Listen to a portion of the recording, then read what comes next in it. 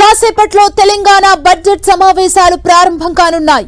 ముందుగా ఉభయ సభల్ని ఉద్దేశించి గవర్నర్ జిష్ణుదేవ్ వర్మ ప్రసంగిస్తారు. అనంతరం సభ రేపటికి వాయిదా పడుతుంది. ఇప్పటికే అసెంబ్లీకి బీఆర్ఎస్ అధినేత కేసీఆర్ చేరుకున్నారు. ఇక సభ ఎన్ని రోజులు నిర్వహించాలి, ఏ అంశాలను అజెండాలో చేర్చాలన్న దానిపై ఇవాళ జరిగే బీఎస్సీ సమావేశంలో స్పీకర్ ప్రసాద్ కుమార్ నిర్ణయిస్తారు.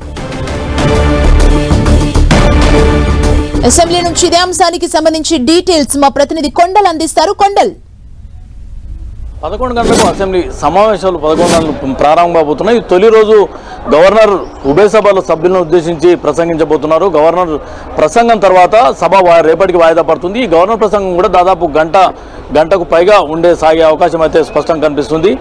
తర్వాత సభ వాయిదా పడిన తర్వాత బీఎస్సీ సమావేశం కాబోతుంది. బీఎస్సీ ఈ బడ్జెట్ సమావేశాలు ఎప్పటి వరకు నిర్వహించాలి, సభలో ఏ అంశాలను ఎజెండాగా తీసుకోవాలి, ఎన్ని రోజులు నిర్వహించాలన్న దానిపైన బీఎస్సీ నిర్ణయం తీసుకోబోతుంది.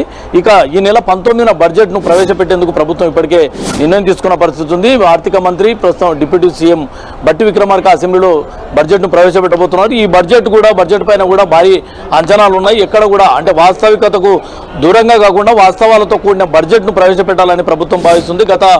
గతంలో 2,91,000 బడ్జెట్ను ప్రవేశపెట్టింది. ఈసారి మరొక 5% ఇంక్రీజ్ అయ్యే అవకాశాలు స్పష్టంగా కనిపిస్తున్నది. ఈ బడ్జెట్ సెషన్ అంతా కూడా పూర్తిగా హాట్గా సాగే అవకాశం అయితే స్పష్టంగా కనిపిస్తుంది. ప్రభుత్వం పరిపాలనకు సంబంధించి అనుకోండి, గత ఏడాదిన్నర కాలంలో దాదాపు తొలి ఏడాదిలో ఎలాంటి కార్యక్రమాలు చేపట్టింది, చేసిన సంక్షేమం ఎంత, లబ్ధిదారులకు అన్ని పథకాలు ఏంటి, ప్రభుత్వం ఇచ్చిన హామీలు ఏంటి, హామీలను ఎంతవరకు నెరవేర్చాము, వీటన్నిటిని కూడా ఈ అసెంబ్లీ వేదికగా మరోసారి ప్రజలకు చెప్పబోతుంది. ముఖ్యంగా ప్రతిపక్షాలను టార్గెట్ కూడా చేయబోతుంది. ఏడాది పాలనలో తాము సాధించిన ఘన విజయాలన్నింటి కూడా ప్రజలకు అసెంబ్లీ వేదికగా చెప్తూ ప్రతిపక్షాలను టార్గెట్ చేయబోతుంది. గత 10 ఏళ్లలో ప్రభుత్వం చేసిన నిర్లక్ష్యంతోనే ఈ సమస్యలన్నీ పేరుకుపోయాయి. వాటన్నింటిని మేము వచ్చిన తొలి ఏడాదిలోనే పూర్తి చేశామన్న అంశాన్ని ప్రజల్లోకి తీసుకెళ్లబోతుంది. ఇక ప్రతిపక్షాలు కూడా అదే స్థాయిలో ప్రభుత్వాన్ని టార్గెట్ చేసేందుకు కూడా అస్త్రశస్త్రాలను సిద్ధం చేసుకున్న పరిస్థితి కనిపిస్తుంది. తొలిసారి ఈ రోజు మొదటి రోజు గవర్నర్ ప్రసంగానికి ప్రధాన ప్రతిపక్ష నేత మాజీ సీఎం కేసీఆర్ హాజరు కాబోతున్నారు. బడ్జెట్ రోజు కూడా కేసీఆర్ హాజరవుతారనే సమాచారం అయితే ప్రస్తుతానికి ఉంది. మరి పూర్తి స్థాయిలో బడ్జెట్ సెషన్కు కేసీఆర్ హాజరు కావాలని చెప్పి ప్రభుత్వం తరపు నుంచి ముఖ్యంగా ముఖ్యమంత్రితో పాటు మంత్రులందరూ కూడా పదే కోరుతున్న పరిస్థితి ఉంది. ప్రధాన ప్రతిపక్ష నేతగా ఉన్నారు. 10 ఏళ్లు ముఖ్యమంత్రిగా కొనసాగిన వ్యక్తి అధికారం కోల్పోయిన తర్వాత సభకు దూరంగా ప్రజలకు దూరంగా ఉండడం కరెక్ట్ కాదు అన్న అభిప్రాయాన్ని ప్రభుత్వం చెప్తుంది.